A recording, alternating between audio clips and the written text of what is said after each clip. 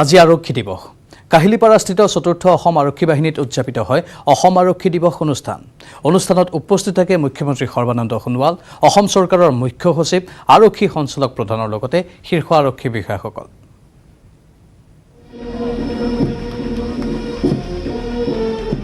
অসম আৰক্ষীৰ ৭০ সংখ্যক প্ৰতিষ্ঠা দিৱস মহানগৰীৰ কাহিলীপাৰাত থকা চতুৰ্থ অসম আৰক্ষী বেটেলিয়নৰ চৌহদত অনুষ্ঠিত কৰা হয় আৰক্ষী দিৱসৰ কেন্দ্ৰীয় কাৰ্যসূচী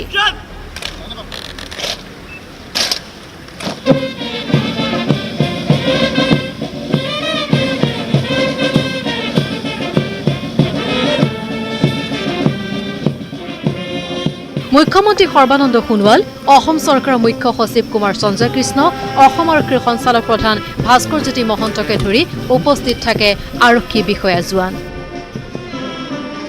আৰক্ষী দিৱসত উপস্থিত থাকি মুখ্যমন্ত্ৰীয়ে কৰে কেইবাটাও গুৰুত্বপূৰ্ণ ঘোষণা কোভিডৰ এই বিপদৰ সময়ত নিষ্ঠাৰে কাম কৰা আৰক্ষীলৈ মুখ্যমন্ত্ৰীৰ মেডেল প্ৰথমবাৰৰ বাবে আৰক্ষীলৈ দিয়া হয় দুৰ্যোগ সেৱা বঁটা প্ৰতিগৰাকী আৰক্ষীলৈ বছৰেকীয়া স্বাস্থ্য পৰীক্ষাৰ ব্যৱস্থা ১২০০ৰ পৰা ২০০০ টকালৈ ৰেচনৰ ধন বৃদ্ধি প্ৰতিটো দুৰ্যোগপূৰ্ণ মুহূৰ্তত অসম আৰক্ষীয়ে সকলো সময়তে জনসাধাৰণৰ বন্ধু হিচাপে নিষ্ঠাৰে কাম কৰি আহিছে অসম আৰক্ষীৰ বাবে মেডেল ঘোষণা কৰিছোঁ চিফ মিনিষ্টাৰৰ তৰফৰ পৰা ইতিমধ্যে আপোনালোকে গম পাইছে তেখেতসকলে যি উল্লেখযোগ্য ক্ৰাইচিছৰ সময়ত মানৱীয় দায়িত্ব পালন কৰিছে সাংবিধানিক দায়িত্ব কৰ্তব্য পালন কৰিছে জনসাধাৰণৰ বৃহত্তৰ স্বাৰ্থত কাম কৰিছে সেইবাবে তেখেতসকলক উদগনি দিয়াৰ লক্ষ্যৰে আৰু ডিজাষ্টাৰৰ ক্ষেত্ৰতো যিখিনি নিৰ্ভীকতাৰে কাম কৰিছে তাৰ বাবে বিভিন্ন মেডেলেৰে তেখেতসকলক সন্মান জনোৱাৰ উদ্দেশ্যে আজি আমাৰ তৰফৰ পৰা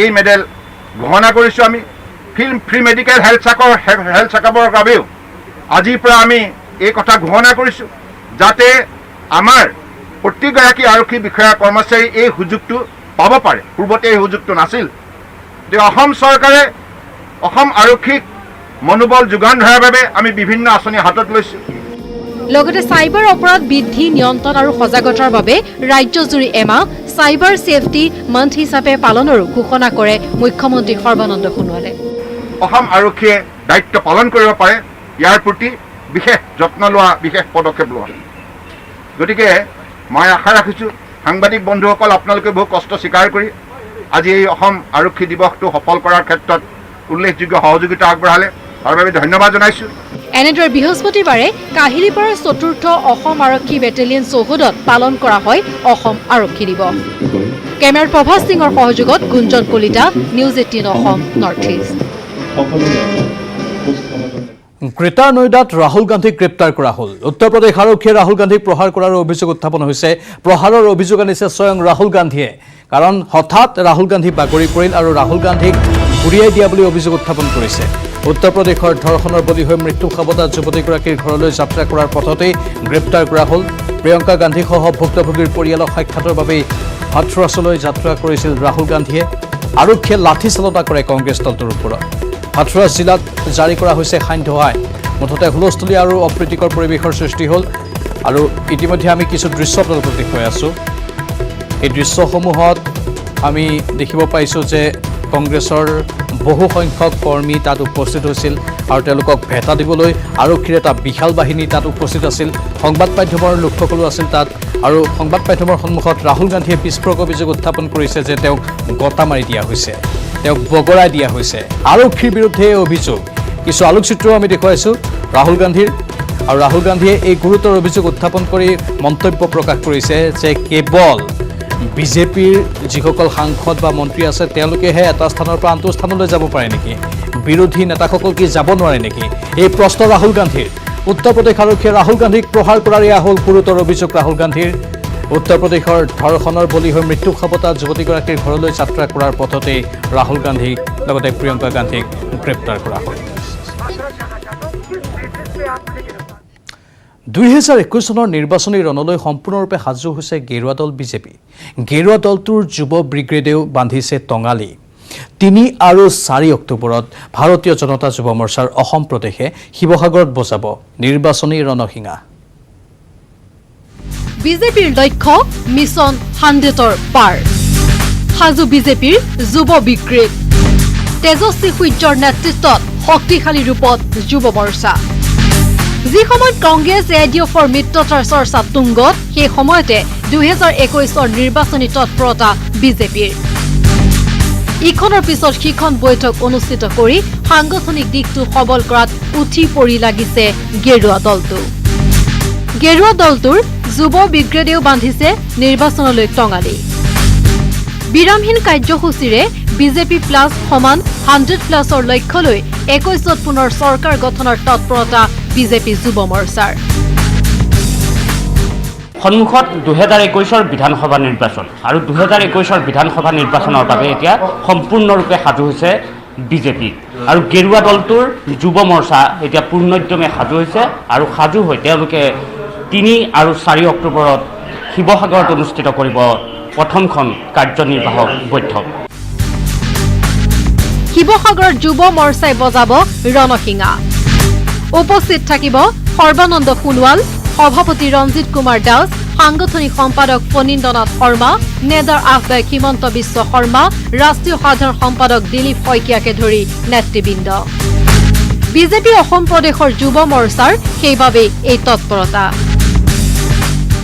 অহা অক্টোবৰ মাহৰ 3 আৰু 4 তাৰিখে ভাৰতীয় জনতা যুৱ মৰ্চা অসম প্ৰদেশৰ প্ৰথমখন কাৰ্যনিৰ্বাহক সভা ঐতিহ্যমণ্ডিত বুৰঞ্জী প্ৰসিদ্ধ নগৰী শিৱসাগৰ জিলাত অনুষ্ঠিত কৰা হ'ব। যিহেতু বিধানসভা নিৰ্বাচন আহি আছে, সেই নিৰ্বাচনৰ প্ৰতি লক্ষ্য ৰাখি আমাৰ এই প্ৰথমখন কাৰ্যনিৰ্বাহক সভাত বিভিন্ন ধৰণৰ আমাৰ সাংগঠনিক কথা আলোচনা কৰা হ'ব আৰু সেয়েহে এই ৰাজ্যিক কাৰ্যনিৰ্বাহক সভাখন খুব গুৰুত্বপূৰ্ণ হিচাপে বিবেচিত কৰা হৈছে। বিগত বহুকেইটা নিৰ্বাচনত বিজেপি যুৱ মৰ্চাই লৈ আহিছে নিৰ্ণায়ক ভূমিকা। হয়তো এইবাৰো নিৰ্ণায়ক ভূমিকা ল'ব বিজেপিৰ যুৱ ব্ৰিগেডে। কেমেৰাত নিতুলৰ সহযোগত Raju Baruah, news 18 Assam north east. ৰাজ্যত পুনৰ আন এক আঞ্চলিক ৰাজনৈতিক দলৰ উকমুকনি। এইবাৰ জনজাতীয় উমৈহতীয়া আঞ্চলিক দল খোলাৰ চিন্তা। পিছে কাৰ পৃষ্ঠপোষকতাত আহি আছে এই নতুন দল? বিধানসভা নিৰ্বাচনলৈ সাজু হৈছে শাসক বিৰোধীসকলো। চাৰিওফালে বলিছে নিৰ্বাচনী গৰম বতাহ। তাৰ মাজতে যেন চলিছে নতুন ৰাজনৈতিক দল খোলাৰ অঘোষিত প্ৰতিযোগিতা। এইবাৰ জনজাতীয় উমৈহতীয়া আঞ্চলিক দল খোলাৰ যুঁজা চলিছে। 15 অক্টোবৰত গুৱাহাটীৰ ITA চেণ্টাৰত হ'ব অভিৱৰ্তন আৰু তাতেই জন্ম লাভ কৰিব এই নতুন আঞ্চলিক ৰাজনৈতিক দলটো। জনজাতিসমূহৰ দীৰ্ঘদিনীয়া সমস্যাসমূহ সমাধানৰ উদ্দেশ্যে জনজাতিসমূহৰ সমন্বয়ৰক্ষী সমিতিয়ে জন্ম দিব এই নতুন দলটোৰ। দলটোৰ নাম এতিয়াও চূড়ান্ত হোৱা নাই যদিও নতুন দলটোৰ নাম হ'ব পাৰে ইউনাইটেড পিপলছ ফ্ৰণ্ট। আগন্তুক নিৰ্বাচনত অসমৰ 65টা সমষ্টিত প্ৰতিদ্বন্দ্বিতা আগবঢ়াব এই দলটোৱে। প্ৰায় 65টা চিটত ডিচাইড কৰে ট্ৰাইবেল ভোটাৰ্ছে। অসমৰ 126টাৰ ভিতৰত 65টা মানে বিধানসভা আসনত যথেষ্ট গুৰুত্বপূৰ্ণ ভূমিকা প্ৰদান কৰে ট্ৰাইবেল ভোটাৰ্ছবিলাকে ডিচাইড কৰে। গতিকে ক'ৰবাত আমাৰ কেণ্ডিডেট থাকিব। জনজাতিসমূহৰ সমস্যা সমাধানৰ প্ৰতিশ্ৰুতি দিয়া আঞ্চলিক বা ৰাষ্ট্ৰীয় দলৰ সৈতেও বুজাপৰা কৰিবলৈ সাজু আছে এই নতুন দলটো। আৰু জনজাতিসকলৰ যিবিলাক দীৰ্ঘদিনীয়া সমস্যা, এই সমস্যাৰ সমাধানৰ কাৰণে প্ৰতিশ্ৰুতি যদি কোনোবা দলে দিয়ে, ৰাষ্ট্ৰীয় দলেই হওক বা আঞ্চলিক দলেই হওক, তেতিয়াহ'লে তেওঁলোকৰ লগত এটা বুজাপৰাও হৈ যাব পাৰে। এতিয়া লক্ষণীয় হ'ব এই নতুন আঞ্চলিক ৰাজনৈতিক দলটোৱে অসমৰ ৰাজনীতিত আগন্তুক দিনসমূহত কি প্ৰভাৱ পেলায়। জাগিৰোডৰ পৰা অজয় পাল, নিউজ 18 অসম নৰ্থ ইষ্ট। বাতৰিত পুনৰ সময় হৈছে বাণিজ্যিক বিৰতিৰ। গোৱালপাৰাত চোৰাং কাঠ ব্যৱসায়ীৰ বিৰুদ্ধে এইবাৰ মাৰ বান্ধি থিয় দিছে 2 মহিলা বন বিষয়া। বন ধ্বংসৰ বিৰুদ্ধে চলা অভিযানত সন্মুখৰ পৰা নেতৃত্ব দিছে 2গৰাকী সাহসী মহিলা বিষয়াই। কিন্তু কোন এই লেডি সিংহম? অবৈধ বন ধ্বংসৰ বিৰুদ্ধে 2 মহিলা বন বিষয়া। বন ধ্বংসৰ খবৰ পালেই চলাই অভিযান। বন্ধ কৰে অবৈধ কাঠফলা মিল।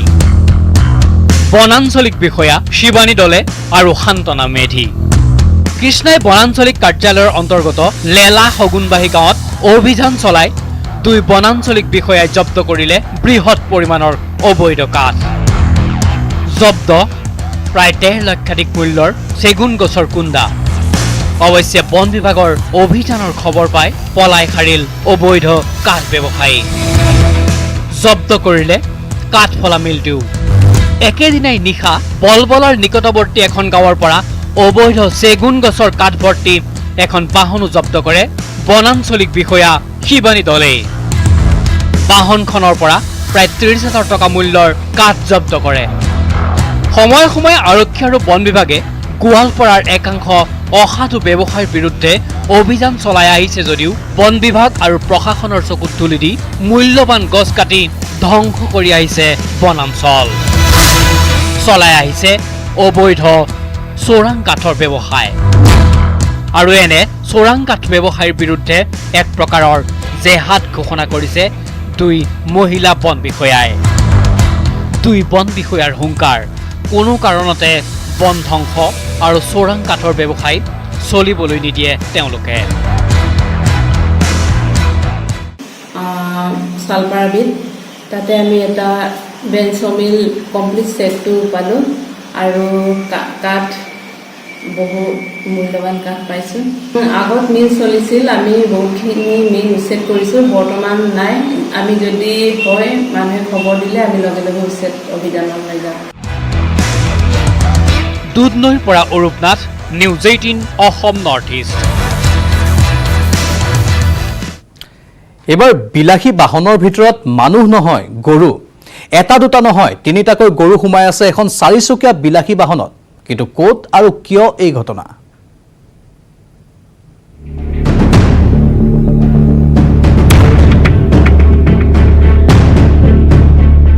মিছন সাকসেস কিন্তু ৰিজাল্ট ফেইল। ডিব্ৰুগড়ত গৰু চুৰি কৰিবলৈ গৈ সফল হ'ল ঠিকেই, কিন্তু মিছন সাকসেছৰ পিছতো গৰু চোৰৰ বাবে আটবাটতে নামিল বিপৰ্যয়। শেষ হ'ল গাড়ীৰ তেল। গৰু চুৰি কৰি আহি থকা অৱস্থাত বাহনখনৰ ইন্ধন শেষ হোৱাৰ বাবে এইদৰে 3টাকৈ গৰু ভৰ্তি বাহন বাটতে এৰি থৈ গ'ল গৰু চোৰে। বৃহস্পতিবাৰে ডিব্ৰুগড়ৰ ডিকমৰ নৱনিৰ্মিত বাইপাছত উদ্ধাৰ হয় 3টা গৰুসহ এইখন 20টা বাহন। ৰাইজে পোৱা গৰু ভৰ্তি বাহনখন প্ৰত্যক্ষ কৰি আৰক্ষীক খবৰ দিয়ে। ইয়াৰ পিছতেই আৰক্ষীয়ে গৰু চোৰৰ সন্ধানত অভিযান চলাই যদিও এই পৰ্যন্ত লাভ নকৰিলে কোনো সুমূত্ৰ। ডিব্ৰুগড়ৰ পৰা কেমেৰা পাৰ্চন দিনেশৰ সৈতে Thomas Buragohain, news 18 Assam north east. যোৰহাটৰ এটা ভৱনে জলাকলা খুৱাইছে কেইবাটাও চৰকাৰী বিভাগক। এই ভৱনটোৰ বাবে শেহতীয়াকৈ আদালত অৱমাননাৰ গোচৰ ৰুজু হৈছে যোৰহাটৰ উপায়ুক্ত, অতিৰিক্ত উপায়ুক্তকে ধৰি কেইবাগৰাকীও শীৰ্ষ চৰকাৰী বিষয়াৰ বিৰুদ্ধে। কিন্তু কি আছে এই ভৱনটোত? এই এক্সক্লুচিভ ৰিপৰ্ট আগবঢ়াই বিদায় লৈছোঁ প্ৰাইম টাইম 18ৰ পৰা। নমস্কাৰ। আদালত অৱমাননা কৰিছে যোৰহাট জিলা উপায়ুক্তই। আদালত অৱমাননা কৰিছে অতিৰিক্ত উপায়ুক্তই। আদালত অৱমাননা কৰিছে গড়কাপ্তানি বিভাগৰ কাৰ্যবাহী অভিযন্তা, ৰাজহ শাখাৰ আয়ুক্ত সচিব আৰু NF ৰেলৱেৰ জেনেৰেল মেনেজাৰে। গুৱাহাটী উচ্চ ন্যায়ালয়ে আদালত অৱমাননাৰ গোচৰ ৰুজু কৰিছে এই আটাইকেইজন চৰকাৰী উচ্চপদস্থ বিষয়াৰ বিৰুদ্ধে। কিন্তু কিয়? যোৰহাট নগৰৰ এটা ভৱন, ভৱনটোত পৰিছে প্ৰশাসনৰ হাতুৰিৰ কোব। প্ৰথমে চলিল এক্সকেভেটৰ আৰু এতিয়া হাতুৰিৰ কোব।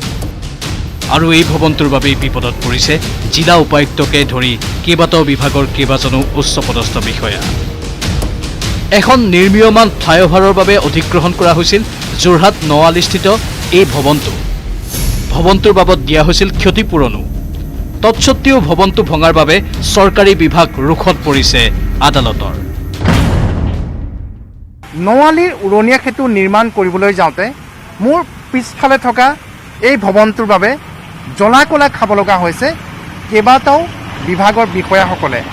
আৰু অৱশেষত এই ভৱনটো ভাঙি বৰ্তমান ন্যায়ালয়ৰ ৰোষত পৰিছে বহুকেইজন শীৰ্ষ চৰকাৰী বিষয়া। ডক্টৰ পল্লৱ বৰকাকতি নামৰ চিকিৎসকগৰাকীৰ এটা চিকিৎসা কেন্দ্ৰ আছিল নৱালিস্থিত ভৱনটোত। নৱালি ৰেল ক্ৰছিঙত নিৰ্মাণ কাৰ্য চলি থকা উৰণীয়া সেতুৰ বাবে চিকিৎসকগৰাকীৰ 3.3 লেচা মাটি চৰকাৰে অধিগ্ৰহণ কৰিছিল। কিন্তু তেওঁৰ 6.5 লেচা মাটিত আছিল ভৱনটো। চৰকাৰে ভৱনটোৰ বিনিময়ত ক্ষতিপূৰণ আদায় দিলে। কিন্তু মাটিৰ ক্ষতিপূৰণৰ ক্ষেত্ৰত দিলে 3.3 লেচা মাটিৰ।